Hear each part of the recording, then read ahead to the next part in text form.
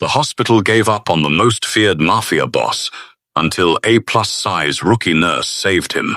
The chief of surgery called it time of death, 3:19 a.m. 30 years of experience standing over a bleeding-out Mafia boss, deciding there was nothing left to save. 6 armed men in blood-soaked suits stormed out of the building, believing their boss was gone. The entire ER staff scattered to handle the chaos. One rookie nurse stayed behind to clean the body before the coroner arrived. Her fingers brushed his throat out of nothing but pure habit and found a pulse that should not exist.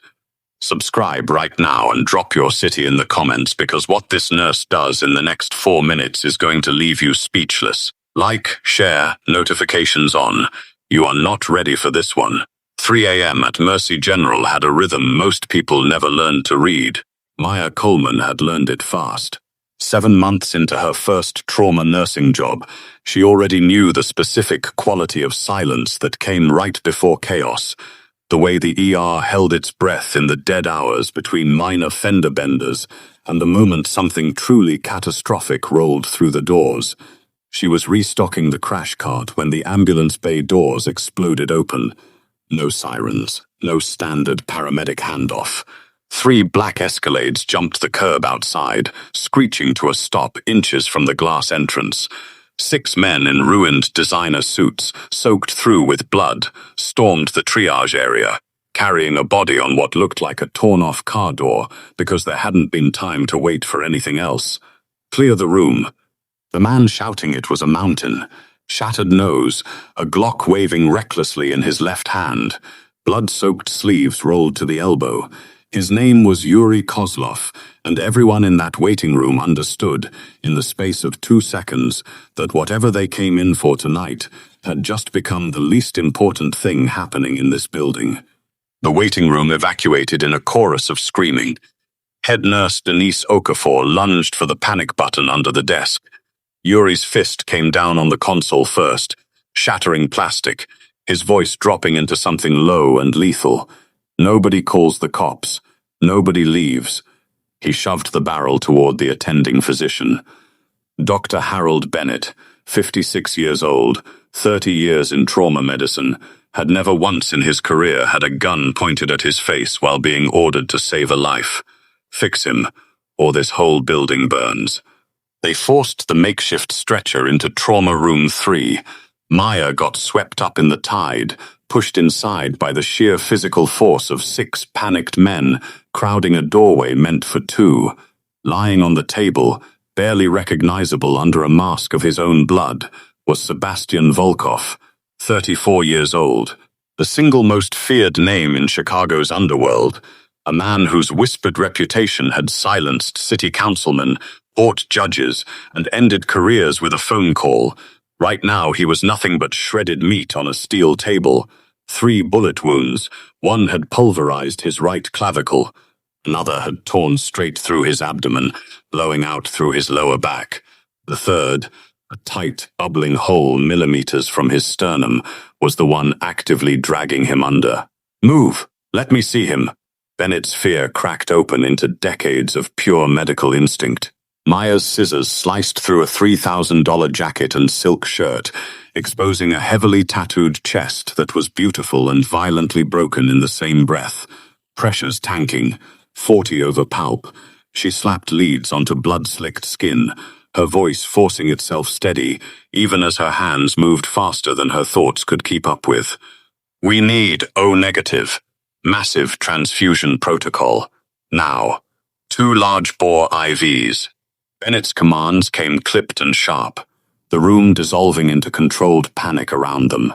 Maya found a vein in Sebastian's collapsing left arm, despite hypovolemic shock working against her, pushing fluid, praying it would buy them even a handful of extra seconds. It wasn't enough. The monitor screamed a high-pitched alarm. V-fib, charge to 200. Clear. The shock lifted Sebastian's massive frame off the table and slammed it back down. The monitor flatlined into a solid, unforgiving tone. Push 1 milligram epi. Maya injected the adrenaline while Bennett started compressions. the sickening crunch of already broken ribs echoing through the sterile room. 2 minutes, 4 minutes, blood spreading across the floor in a slick, spreading pool that turned the polished linoleum into something out of a nightmare. Yuri paced near the doorway like a caged animal, muttering broken prayers under his breath, the gun forgotten and loose in his grip. 12 minutes of zero cardiac output. Denise's voice was soft, cautious, the specific voice of someone who had watched this exact scene end the same way too many times to count. "Even if we bring him back, Doctor, his brain would be gone." Bennett stopped compressions, chest heaving, sweat and blood staining his scrub cap. He stared at the catastrophic wreckage of Sebastian's torso, then at the unbroken flatline. He knew the politics of this city. He knew what saving Sebastian Volkov meant for the recovery ward he'd have to guard for weeks. But more than either of those things, he knew medical futility when it was staring back at him. Time of death, 3:19 a.m. The silence that followed was absolute. Yuri stopped pacing, his face drained of every ounce of color, replaced by a hollow, terrifying rage that filled the entire room before he'd said a single word. "What did you say?" Bennett backed away, hands raised. "I'm sorry. The damage to the vessels near his aorta, it's too extensive. He bled out before he even reached us. He's gone." Yuri lunged. He grabbed Bennett by the throat and slammed him into a supply cabinet, glass shattering across the floor. Maya screamed. The other mobsters blocked the only exit, and for a suspended, terrifying moment, it looked like the ER was about to lose 2 lives instead of 1. "Vinny, stop." One of the younger men grabbed at Yuri's massive shoulders, pulling with everything he had. "Cops are coming. We gotta go. The boss is gone. We gotta secure the territory before this gets worse." Yuri stared down at Sebastian's lifeless face for a long, brutal second. The logic cut through his grief the way nothing else could have. If Sebastian was dead, the streets would erupt within the hour, and standing here strangling a doctor wasn't going to change that. He dropped Bennett, who collapsed gasping to the floor. "Leave him." Yuri's voice had gone dead and hollow. "We ride." Within seconds they were gone, the screech of tires fading into the Chicago night, leaving the ER in stunned, ringing silence. Bennett clutched his bruised throat, looking at Denise and Maya with the specific hollowed-out expression of a man who'd just survived something he was still processing. "Call the morgue, and call the police. Tell them to send a full detail." He walked out to wash his hands. Denise followed to manage the waiting room's chaos, the sobbing patients, the questions that had no easy answers. Maya was left alone, with the body of the most dangerous man in Chicago. The room smelled like copper and antiseptic, heavy and suffocating in the sudden quiet. She picked up a damp towel, not because anyone told her to, but because leaving a person looking like slaughtered meat felt like a violation of something she couldn't fully name. Monster or not, nobody deserved that. She wiped blood from his jaw, revealing sharp, aristocratic features underneath the grime. In death, he didn't look like a killer. He just looked exhausted, like a man who'd been carrying something heavy for a very long time and had finally set it down. She leaned in to clean his neck and froze, a microscopic twitch, so faint she thought her own adrenaline was inventing it. She dropped the towel and stared at the monitor. Still flatlined, but monitors failed. Leads slipped in a room soaked with this much blood. She pressed her bare fingers against his carotid artery and counted. 10 agonizing seconds of absolutely nothing. Then, a weak, thready flutter against her fingertips. Maya's breath caught somewhere between her chest and her throat. "He's not dead." Her eyes shot to his neck. The swelling around it was violent, wrong. His trachea visibly deviated to one side in a way she'd studied exactly once in a textbook and never expected to see in real life. Tension pneumothorax. The realization hit her like ice water. Bennett had missed it in the chaos. The bullet hadn't shredded the aorta the way everyone assumed. It had nicked something smaller, pierced a lung instead, and now air and blood were trapped in his chest cavity, squeezing his heart into a silence that only looked like death. If the pressure wasn't released in the next 2 minutes, the mistake would become permanent. "Dr. Bennett." Her voice tore down the empty hallway. "Get back here, now." No answer. The hallway stretched out, silent and abandoned. Every single member of staff scattered somewhere else in the building, dealing with police, dealing with terrified patients, dealing with anything except the one thing that actually mattered right now. Maya looked down at Sebastian Volkov. The fluttering pulse under her fingers was already starting to fade. It was now or never, and there was no one left in this hospital to make that decision except her. "God, forgive me." The whisper barely left Maya's lips before her hands were already moving, 7 months of training colliding head-on with something no amount of training ever prepared her for. She was not a surgeon. She was not legally authorized to touch a chest cavity with anything sharper than a stethoscope. Doing this could end her license before it truly began, could land her in a courtroom, could tie her permanently to a criminal organization that had just left a room drenched in blood and screaming threats. The oath she took didn't have an asterisk for who deserved saving. She ripped open a sterile kit and grabbed a 14-gauge needle, the longest one in the tray, thick enough to make her stomach twist just looking at it. No time for anesthesia, no time for a controlled surgical approach with a scalpel and a chest tube. She found the second intercostal space on his right side, wiped it once with betadine, and drove the needle straight through muscle and into pleural space. The hiss that followed was violent and immediate, trapped air forcing its way out through the needle hub, with enough pressure to make the sound carry across the entire room. Blood bubbled up around the insertion point. The flat line broke. The monitor spiked into a chaotic waveform before settling into something fast, thready, and unmistakably alive, a rapid sinus tachycardia that sounded to Maya like the single most beautiful noise she had ever heard in her life. Sebastian's chest heaved. A ragged, tearing gasp ripped out of his throat, and his eyes flew open, pale, ice blue, utterly devoid of warmth. Even fogged with near death, that gaze locked onto Maya with the specific predatory intensity of a man who had spent his entire adult life reading threats before they materialized. His hand shot up, closing around her wrist with a grip that threatened to snap bone. "Hey, it's okay." Maya's heart hammered against her ribs, her voice forcing itself into something steady despite everything screaming inside her. "You were dying. I just brought you back. You need to let go so I can keep working." He didn't speak. He couldn't yet, not with his throat this raw and his body this shattered. But the grip slowly loosened, his focus wavering as exhaustion pulled at the edges of his consciousness, fighting a losing battle against staying awake. Maya didn't stop. The pneumothorax was relieved, but the blood compressing his heart was still an active, immediate threat. A tamponade that could kill him just as fast as the collapsed lung had nearly done seconds earlier. She grabbed the portable ultrasound and a pericardiocentesis kit, guiding a second-long needle beneath his sternum, with hands that refused to shake despite everything inside her demanding they should. She drew back the plunger. 50 cubic centimeters of dark, clotted blood filled the syringe. Sebastian's pressure began climbing almost instantly, color returning to lips that had gone the color of ash minutes earlier. "What the hell are you doing?" Maya spun around.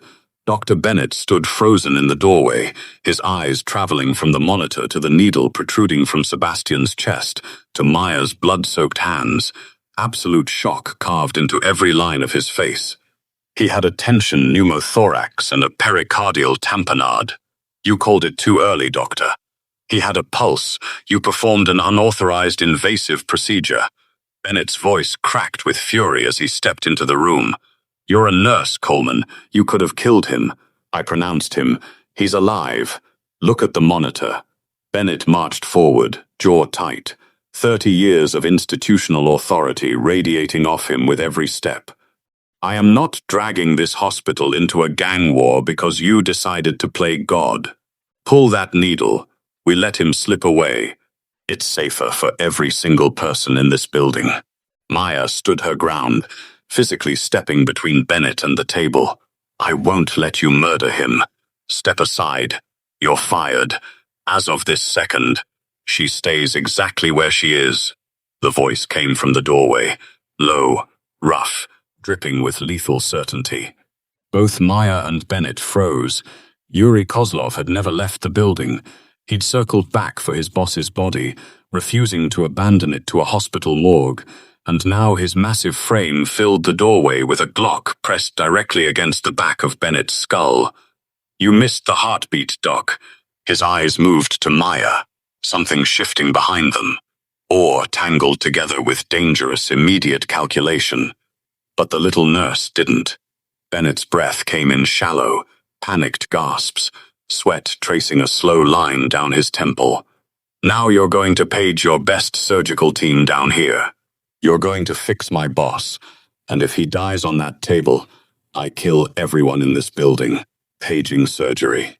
Bennett's voice cracked as he moved toward the wall phone, hands trembling, the specific controlled terror of a man understanding exactly how thin the line between his life and death had just become. Yuri finally lowered the weapon once he heard the overhead page go out, crossing the room toward the table, looking down at Sebastian with an expression that shifted from disbelief into something bordering on reverence. Boss. Sebastian's eyes had fallen shut again, exhaustion and blood loss dragging him under despite everything Maya had just done. His chest rose and fell in steady, unmistakable rhythm, proof, undeniable and impossible, that he was still here. Yuri turned to Maya. What's your name, sweetheart? Maya Coleman. A dark, humorless smile touched Yuri's lips. Well, Maya Coleman, congratulations on the promotion. His eyes never left her face. You belong to the Volkov family now. The next 48 hours became a masterclass in quiet, efficient occupation. By morning, the entire fourth-floor VIP wing had been cleared out and locked down. Heavily armed men in discreet, expensive suits, stationed in waiting areas, hands never far from concealed holsters, reading magazines they weren't actually seeing. The official hospital record stated Sebastian Volkov had succumbed to his wounds in the emergency room. To the police, to rival organizations, to the entire city watching and waiting to see how the streets would shift, the king of Chicago's underworld was dead. Only a handful of people knew the truth sleeping quietly in room 402. Maya hadn't left the hospital in 2 days. She was surviving on stale black coffee and stolen packets of vending machine crackers, her scrub stiff with dried blood she hadn't had time to change out of. Despite Dr. Bennett's furious protests to hospital administration, Yuri had made the arrangement absolutely clear to everyone within earshot. Maya was the only person permitted to change Sebastian's dressings, the only person permitted to administer his medications, the only person permitted to monitor his vitals. The organization didn't trust the doctors who worked here. They trusted the woman who broke every rule she knew to bring their boss back from the dead.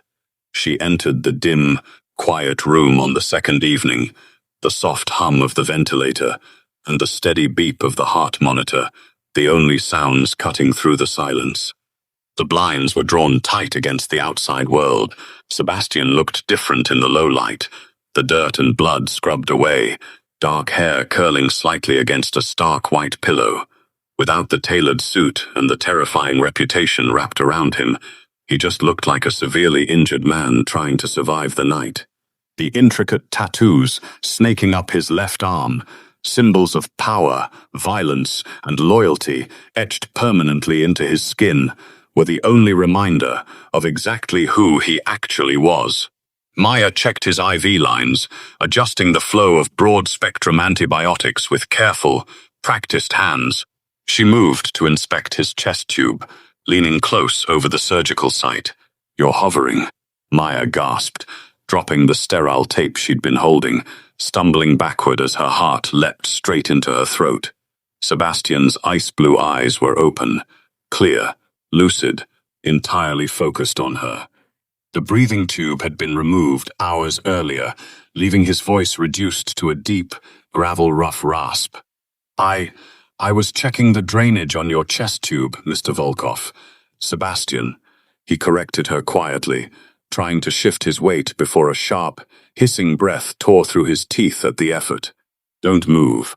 Maya's voice snapped into instinctive authority, stepping forward to place a firm hand against his uninjured shoulder. You've had massive thoracic surgery. Your sternum is wired shut. You are being held together right now by staples and sheer stubbornness. Sebastian looked down at her hand resting against his shoulder, then back up at her face. A flicker of something almost like amusement moved behind his eyes. You're the nurse from the ER. The one who stabbed me with the needle. The needle decompressed your collapsed lung. It saved your life. I know. He held her gaze, and for one long, unsettling second, Maya felt like she was being taken apart piece by piece. Her posture, her fear, her defiance, all of it dissected under an attention that missed absolutely nothing. Why did you do it? His voice dropped lower, the effort of speaking clearly draining something out of him. Your doctor gave up on me. My men were gone. You could have walked away with clean hands. Maya swallowed hard, pulling her hand back slowly. I'm a nurse. My job is to keep people breathing. I don't get to decide who deserves that based on what they've done. Noble. Sebastian murmured the word like he was turning it over, testing its weight. Dangerously naive. He lifted his right hand slowly, ignoring the pull of the IV line taped to his skin, gesturing for her to come closer. Reluctantly, Maya took a half step forward. Those bullets weren't from a rival family. His voice dropped to barely more than a whisper, each word clearly costing him something. The hit was too clean. Security cameras at my club glitched at exactly the right moment. My driver never showed. It was someone inside my own circle. A chill ran straight down Maya's spine. Why are you telling me this? I don't want to know anything about your business. You need to know. His eyes hardened, the exhaustion in them briefly cutting through into something colder, sharper. Because whoever ordered this hit knows I was brought to this hospital. And if they find out I survived that table, they'll come here to finish the job. Maya's whisper barely made it past her lips. Oh my God! Exactly.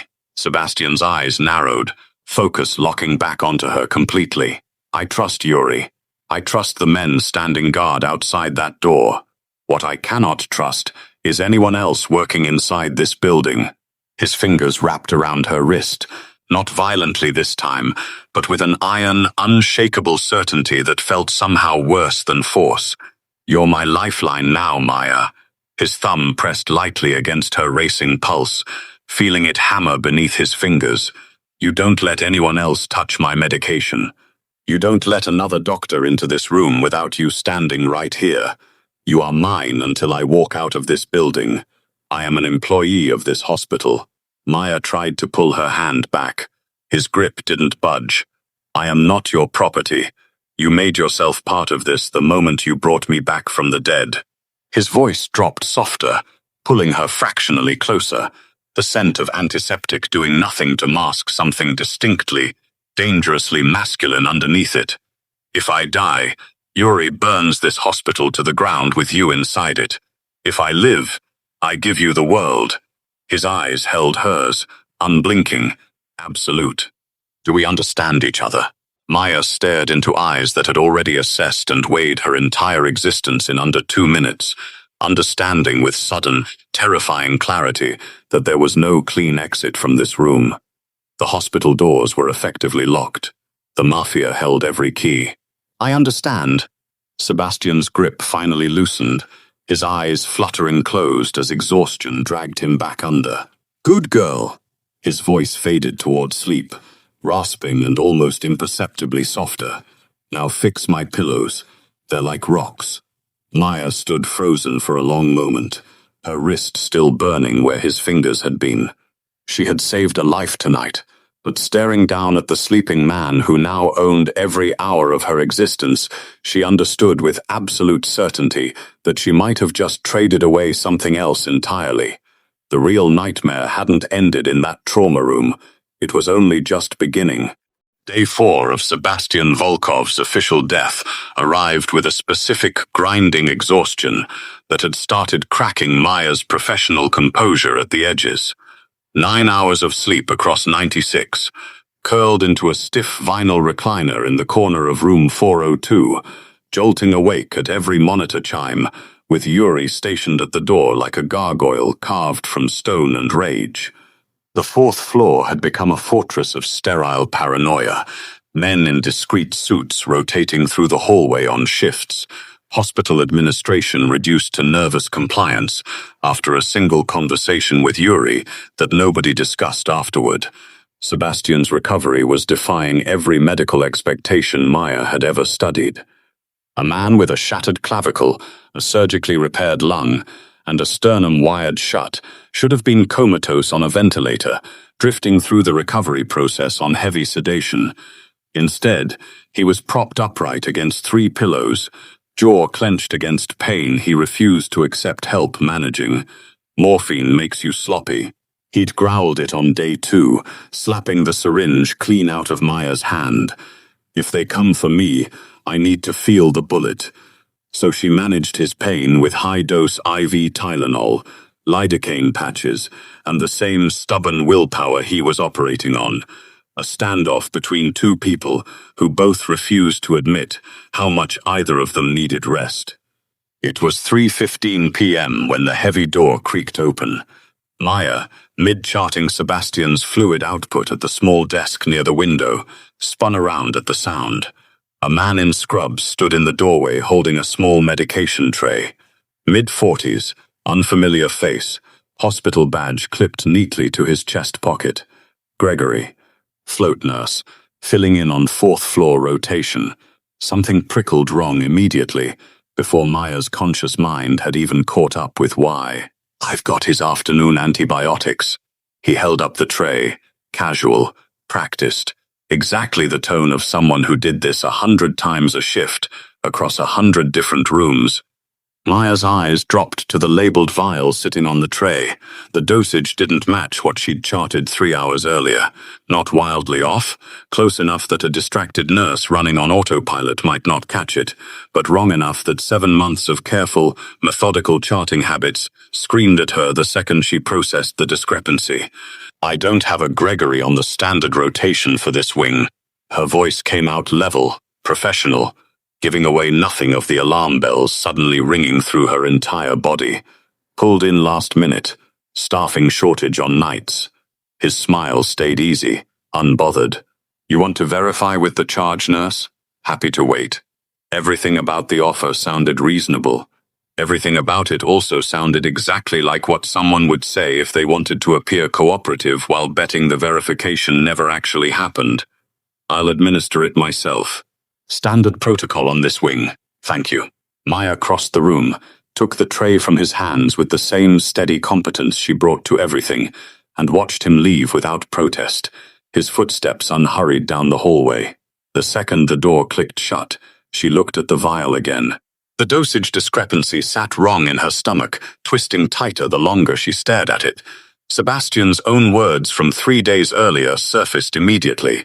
Medications can be swapped, IV lines can be poisoned, air bubbles can be pushed into a vein. She didn't administer it. Instead, she crossed to the bed, where Sebastian's eyes had already opened, watching the entire exchange with sharp, silent attention, despite pretending to rest through most of it. Something's wrong with this. She held up the vial. The dosage doesn't match my chart, and I don't recognize that nurse. Sebastian's expression shifted instantly, exhaustion burning away, replaced by the specific cold focus of a man whose survival had depended for 15 years on reading exactly this kind of small, quiet wrongness before it became fatal. Get Yuri. Maya didn't hesitate. Yuri filled the doorway within seconds, and the moment Maya explained the discrepancy, the unfamiliar face, the dosage mismatch, the too easy offer to verify that somehow still felt like a trap, his entire posture transformed into something predatory and absolutely still.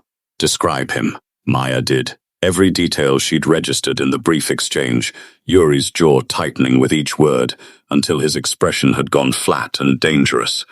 That's not standard rotation staff. I know every name on this floor personally. He pulled out his phone, issuing 3 sharp instructions in rapid succession to someone on the other end, his eyes never leaving Maya's face. Sebastian tried to push himself upright against the pillows, a sharp hiss tearing through his teeth at the movement. You need to lie down. Maya's hand shot out instinctively, pressing against his uninjured shoulder. Your sternum is wired shut, Sebastian. You cannot. I need to hear this myself. His voice carried none of the rasping weakness from 3 days earlier, replaced by something harder, more commanding, the specific tone of a man who had run an empire long before he'd ever needed a hospital bed. Yuri returned 12 minutes later, 2 of his men flanking a very pale, very cooperative Gregory between them. He wasn't hard to find, was 2 floors down trying to change out of his scrubs. Yuri's voice carried a controlled violence that made the temperature in the room drop several degrees. The interrogation that followed was quiet, efficient, and utterly without theatrics. No threats needed once Gregory understood exactly what room he'd wandered into and exactly who was asking the questions. He wasn't the assassin himself, just a scared, underpaid nurse who'd been approached 3 weeks earlier by someone offering significant money for information about unusual activity on the 4th floor. Patient movements, staffing patterns, anything worth reporting back. He'd been told it was corporate espionage. A rival hospital chain scoping out patient volume data. He hadn't known who Sebastian actually was. He hadn't known the dosage discrepancy on that tray existed at all. Someone else had prepared it, handed it to him already labeled, told him it was a routine delivery. Who paid you? Sebastian's voice cut through the room, low and absolute. Gregory's hands shook as he pulled up a contact on his phone, a name Maya didn't recognize. A name that made Yuri go completely, terrifyingly still the second he read it. Boss. Yuri's voice had dropped into something barely audible. That's Dimitri's private line. The silence that followed lasted an eternity. Maya watched something break open behind Sebastian's eyes. Not shock exactly. Something closer to a devastating confirmation of a suspicion he'd been quietly carrying since the night he woke up on that table. Dmitry Volkov, his cousin, second in command of the organization's financial division, a man who had been at Sebastian's side since childhood, who had stood beside him at his father's funeral, who Yuri himself had vouched for personally a decade earlier. Get him out of my sight! Sebastian's voice carried no rage, no visible fury, only a flat, exhausted finality that somehow felt more dangerous than screaming would have. He's not the priority right now. Dmitri is. Yuri's men escorted Gregory out, his fate left unspoken but understood by everyone in the room. Maya stood frozen near the bed, the vial still clutched in her hand, watching 2 men who had built an empire together process the specific devastation of realizing exactly who had been feeding information to whoever wanted Sebastian dead. Sebastian's phone buzzed against the bedside table. A text from an unknown number, forwarded through one of his men monitoring outside communications. Detective Aaron Marsh, Chicago PD, requesting a formal meeting with hospital administration regarding inconsistencies in reported patient death records. The external threat and the internal betrayal had arrived at exactly the same moment. Sebastian read the message twice, his jaw working, calculations running behind his eyes with the speed of a man who'd spent 15 years staying 3 steps ahead of exactly this kind of convergence. We use this. His voice was quiet, deliberate. Dmitri thinks his information channel is still active. He doesn't know Gregory's been caught. That means he doesn't know I know. He looked at Maya directly. I need you to help me control what gets reported back through that channel, now that it's ours. Maya's stomach tightened. I'm a nurse, not a spy. You're the only person in this building whose medical authority over my care is completely unquestioned. His eyes held hers with the same absolute focus from 4 days earlier. If false information about my condition needs to move through official channels, it needs to come from you. Nobody questions a nurse's chart. Yuri's attention shifted from the doorway to Maya, something calculating and newly respectful crossing his expression. She's right for it, boss. Nobody looks twice at a nurse doing her job. The specific irony of that sentence landed somewhere deep in Maya's chest. The exact dismissal that had defined her entire career, her entire life, was about to become the single most valuable asset in a plan designed to draw out an assassin.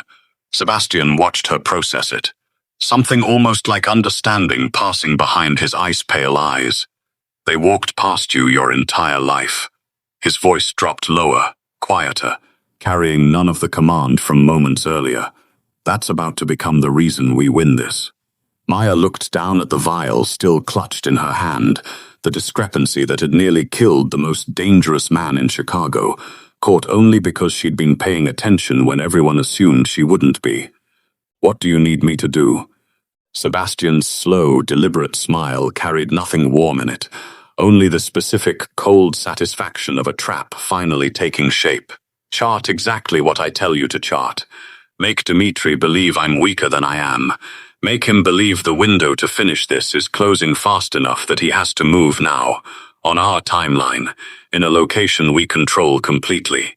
Yuri crossed his massive arms, his eyes moving between Sebastian and Maya with something settling into place.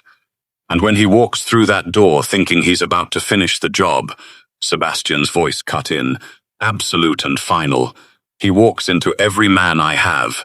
Maya stood in the center of a plan that would either end tonight with a traitor in custody, or end with an assassin walking directly into the one room in this hospital she'd spent 4 days protecting with everything she had.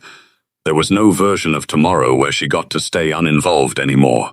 She'd crossed that line the moment her fingers found a pulse that shouldn't have existed, and now the only path forward ran directly through the center of a trap being built around the most dangerous man in the city. A trap that needed her hands, her charts, and her steady, unshakable nerve to actually work. Tell me exactly what you need on that chart. Her voice came out steadier than she felt. 7 months of proving herself twice as thorough as anyone expected, finally converging into the one moment that would matter more than every moment before it combined. Sebastian's eyes held hers, something unreadable and intense passing between them. Get me a pen. The false chart went out through official hospital channels at 6 p.m. sharp. Maya's handwriting, steady and clinical, documented a patient in critical decline, a sudden drop in blood pressure, signs of internal bleeding reopening, a cardiothoracic consult requested for emergency intervention scheduled for 9 p.m. that night.